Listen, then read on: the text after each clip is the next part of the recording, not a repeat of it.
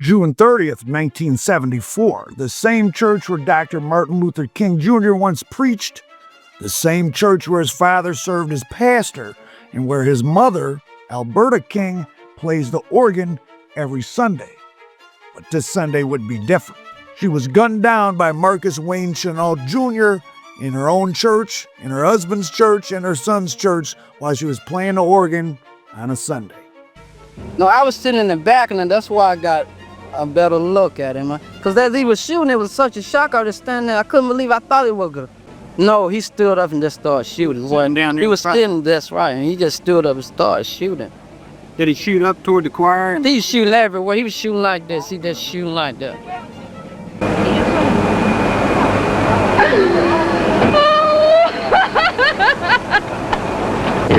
It's almost as if the King family is being tested. I've never seen a family suffer so much tragedy in my life. The city loves that family. This nation loves that family. The King family was unfortunately no stranger to tragedy. 6 years earlier, an assassin's bullet had taken the life of Dr. Martin Luther King Jr. in Memphis, but lightning would strike twice in a place meant to be a sanctuary.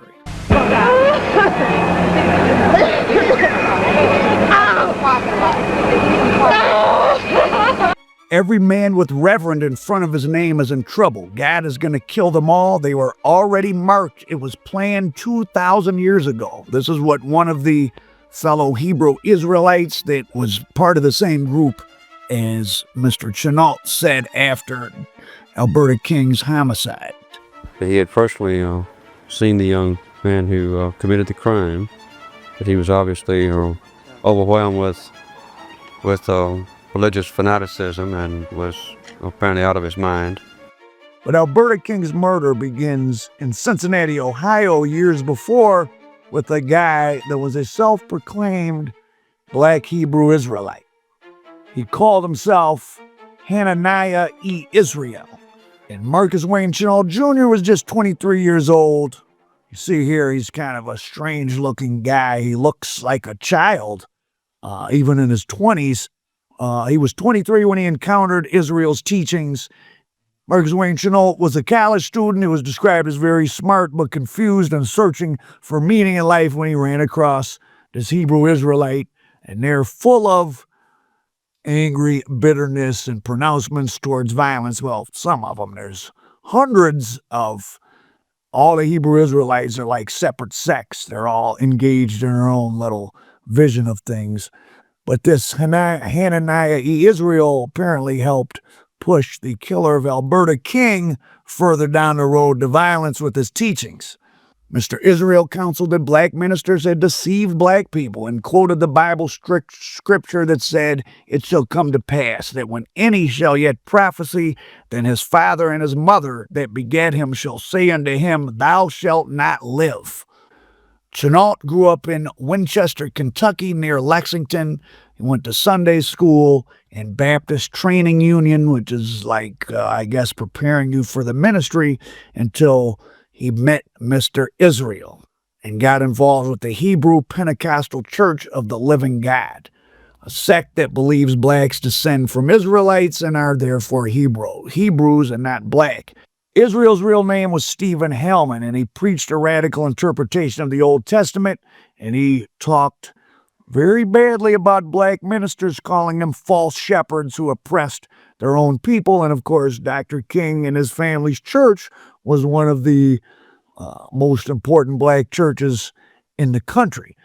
And what would happen next shook the foundation of the civil rights movement and tested the King's family's unwavering commitment to nonviolence and forgiveness. On that Sunday morning in the summer, Alberta King sat at her familiar place at the organ.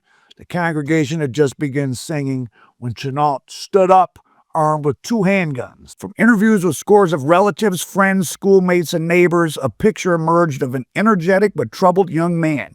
He went to Ohio State University. Outwardly, he was witty and charming, but there was another side to Mr. Chenault that seemed to tear at him, a side that made some fellow students find him antagonistic and obnoxious. He was sensitive about his small 5'3" frame. He had trouble dating. He went to parties but didn't dance. He smoked weed and drank wine. and he missed making the frat of his choice. Now, he had grown up in a pretty religious household. He was taken to Bible study and all that every Sunday, but on campus he was described as a little bit weird. He was loud and would say weird things to get attention. He said he once killed little kittens he had by flushing them down a toilet. And he once told a fellow student at Ohio State the only way a little guy can get any attention is to go out and shoot someone. Now, of course, the King family didn't give up on their commitment to nonviolence. After Wayne Chenault was sentenced to the death penalty in Georgia, the King family advocated for him to be taken off of death row, and he eventually was. I don't know if it was because of the King family or if Georgia stopped executing people. Maybe someone in the comments can tell us, but he was taken off death row. The King family advocated for him. He was found to be, well, they tried to say he was schizophrenic, his lawyer did, but he still got put on death row. Mr. Chenault's mother refused to discuss religion with him, and his father eventually threatened to cut off his allowance in Ohio State, and I guess that's what happened. And he also was having problems on campus, so he left school in the December before he gunned down Mrs. King. So when he decided to take out Alberta King, he took a bus from Dayton, Ohio, checked in at a Holiday Inn in downtown Atlanta, and hotel employees later reported they heard more than one voice in his room. Which, was he talking to himself or did somebody come and hype him up? That was never figured out. He went to his family's home and borrowed the car. Then he broke back in the house and took his father's 2 pistols, and that's what he used to gun down Mrs. King, his father's guns. The organ at Ebenezer Baptist Church still plays every Sunday, a sad note and reminder of Alberta King's legacy and the enduring spirit of a family that chose love over hate, even in their darkest hour. That's what ChatGPT told me to say, but, well, not ChatGPT, Claude AI, and that's true, but pretty disturbing that the first family of nonviolence in America drew so much violence to itself.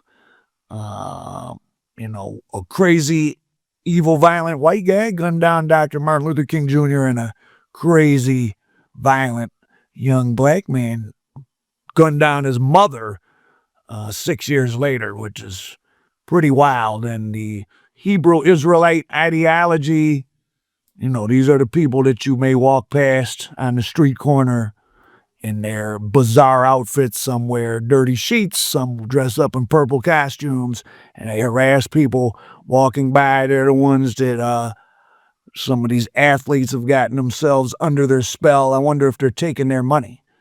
And funny that, who's the basketball player? Kyrie Irving, the same guy that had a party on his yacht that said white women only, also became mixed up with the Hebrew Israelites. So you can see the mind state of people that get attracted to the Hebrew Israelites is kind of off. So on this, the day we honor Martin Luther King's work and his life, think about all the violence that was attracted to his family, even of his own mother. So some vein of America is so in tune with violence and obsessed with violence that even Dr. King's family was targeted not once, but twice by public assassination. Turning now to the news, and we are getting our first look at yesterday's attack in Jersey City that left a police officer dead, 2 suspects, and 3 innocent people also killed. This surveillance video shows both shooters hopping out of a stolen U-Haul van with assault-style rifles just minutes after gunning down Jersey City Detective Joseph Seals. As they make their way into the kosher market, you can see people running for cover. In the back of that van, authorities say they found a pipe bomb. 3 people inside that store were killed by flying pieces of metal during the gunfire. They've been identified as 49-year-old Miguel Douglas, 32-year-old Mindy Ferentz, a mother of 5, and 24-year-old Moshe Deutsch, the son of prominent activist Abe Deutsch. We are also learning more about the 2 shooters who stormed into that store.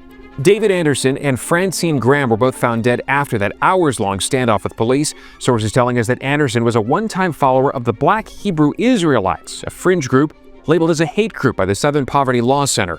Authorities are looking into whether he wrote anti-Semitic and anti-police posts on what appeared to be his social media profiles.